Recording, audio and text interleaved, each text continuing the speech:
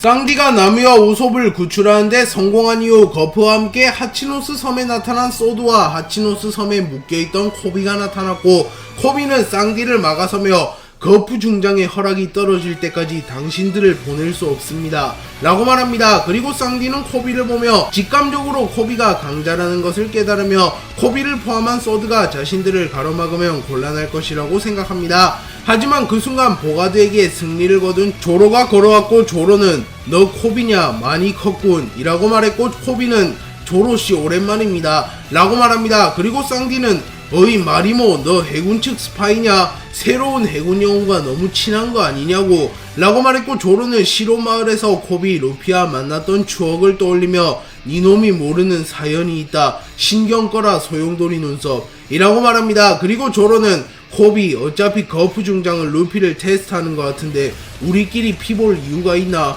라고 말했고, 코비는 소드가 뭉치더라도 조로 한 명조차 상대하는 것이 버겁다는 것을 알았기에 알겠습니다 조로씨, 거프 중장과 루피씨의 대결이 끝날 때까지 우선은 휴전하도록 하죠 라고 말했고, 조로는 그래 그럼 루피가 저 영감을 꺾으면 깨워라, 나는 한숨 자둘 테니 라고 말하며 바위에 기대어 잠을 청하기 시작했고, 밀짚모자 일당과 해군들은 거프와 루피의 대결을 보러 갑니다. 거프와 루피의 대결이 고조되었고, 거프는 견문색 패기를 통하여 인질이 구출되었다는 사실을 느낍니다. 그리고 루피 역시 이 사실을 깨달았으나 할아버지가 자신을 진지하게 테스트하고 있음을 알았기에 루피는 인질이 구출된 것을 눈치채지 못한 척을 하며 거프와의 대결에 집중합니다. 그리고 거프는 루피와의 대결 도중 루피에게서 로저를 보며 놀라는 표정을 지으며 과거 로저와의 대결을 떠올렸고, 루피 역시 로저와 마찬가지로 특유의 자유로움이 있음을 파악합니다. 그리고 거프는 루피가 왕이 될 자질이 있는 남자이며 더 나아가 세계의 운명을 바꾸게 될 남자임을 깨달으며 뭉클한 듯한 감정을 느낍니다. 그리고 거프는 자신의 몸이 부서질 각오로 루피와의 전투에 임하며 잠시나마 전성기 시절의 기량을 회복하게 되었고, 거프는 매우 빠른 속도로 루피에게 접근하여 블루홀을 사용하여 루피를 땅에 쳐박아 버립니다. 그리고 거프는 밀짚모자 루피, 해군본부의 노병 한 명을 못 이긴다면 넌 해적왕이 될 자격이 없다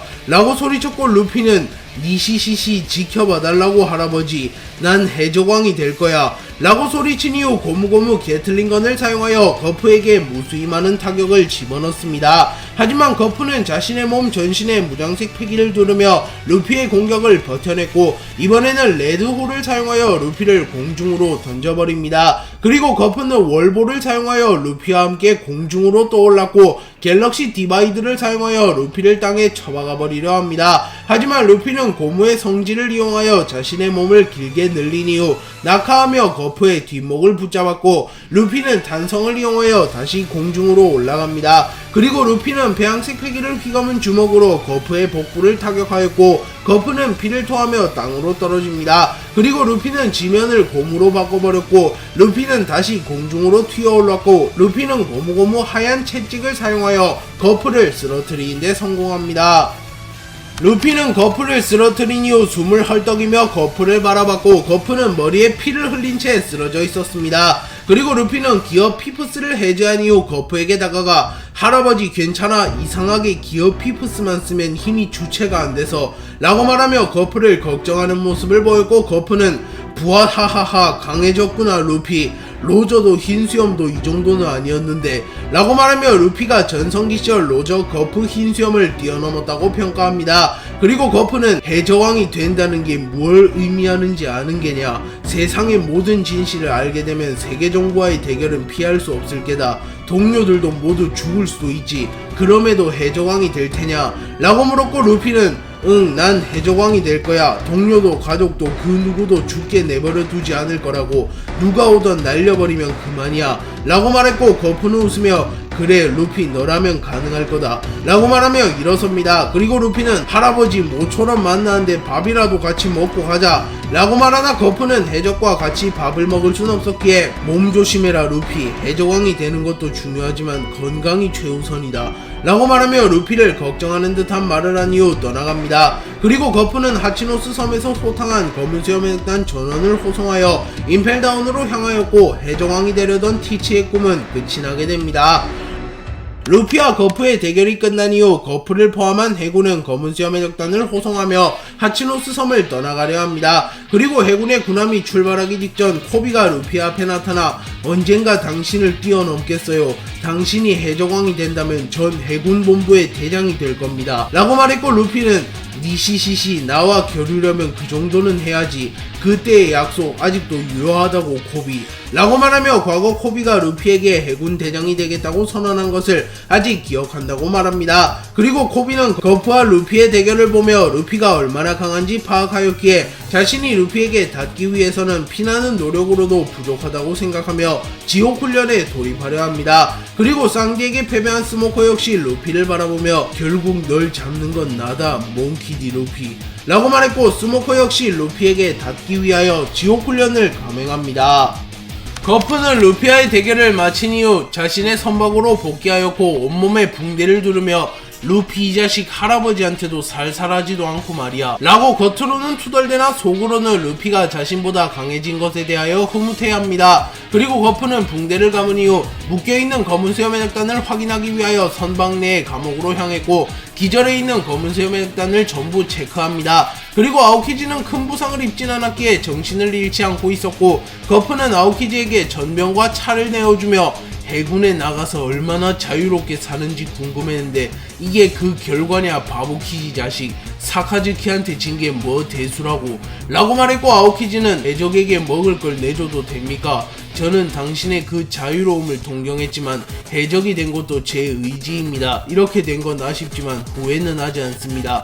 라고 말했고 거프는 그래 인생에 후회를 남기지 않는 게 중요하지. 그런데 너 해군을 그만두고 해적과 손을 잡으면서까지 얻고자 한 것이 뭐냐? 라고 물으며 아오키지의 목적에 대하여 물어봤고 아오키지는 거프 중장도 헷갈리고 있지 않습니까? 과연 정의를 수호하는 세계정부가 진짜로 정의로운 집단인지 그리고 세계정부가 감추는 진실 공백의 백년과 관련된 사건이라면 정부에서는 민간인 학살조차 서슴지 않고 감행하지요 라고 생각하며 자신의 가치관을 크게 바꾼 사건인 오하라 사건을 떠올립니다. 그리고 아오키지는 말을 이어가며 해군으로서는 공백의 100년에 접근하는데 한계가 있습니다. 저는 세계정부에서 그토록 감추는 공백의 100년에 대하여 알고 싶었을 뿐입니다.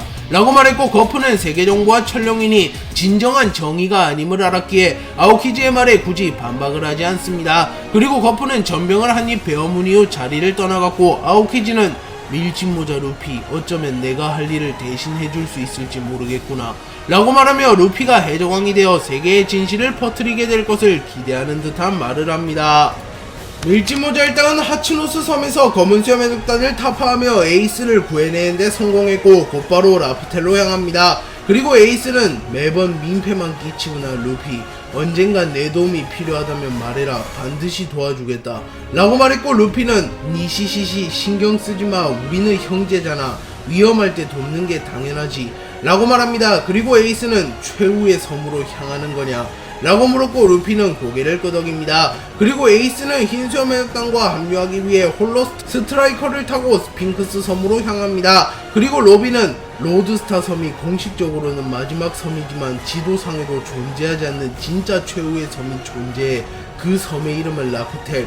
그곳에 원피스가 잠들어 있어 라고 말했고 루피는 곧바로 로드스타 섬을 거치지 않고 라프텔로 향하자고 말합니다. 하지만 로비는 라프텔로 가기 위해서는 4개의 로드 포네그리프 외에도 또 다른 물질이 필요해.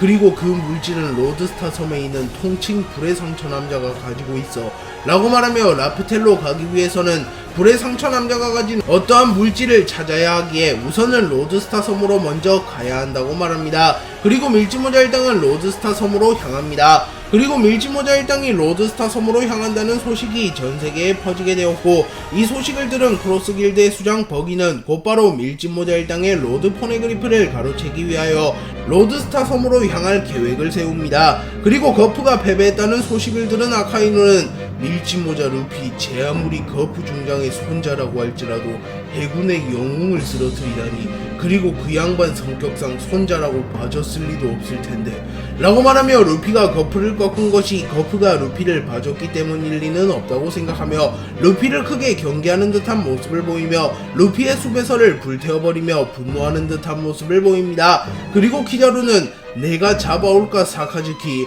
라고 물었으나 아카이누는 성가시지만 사왕과 충돌하려면 상부의 허가가 필요하다.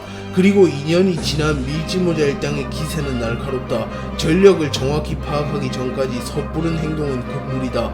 와노쿠니에서 밀지모자가 잠들어 있어 충돌을 못 해본 게 아쉽군. 이라고 말하며 와노쿠니에서 해군과 밀지모자 일당 신힌처맨 일당과의 충돌 당시 루피가 활약하지 못하였기에 루피의 전력을 보지 못한 것은 아쉬운 부분이라고 말합니다.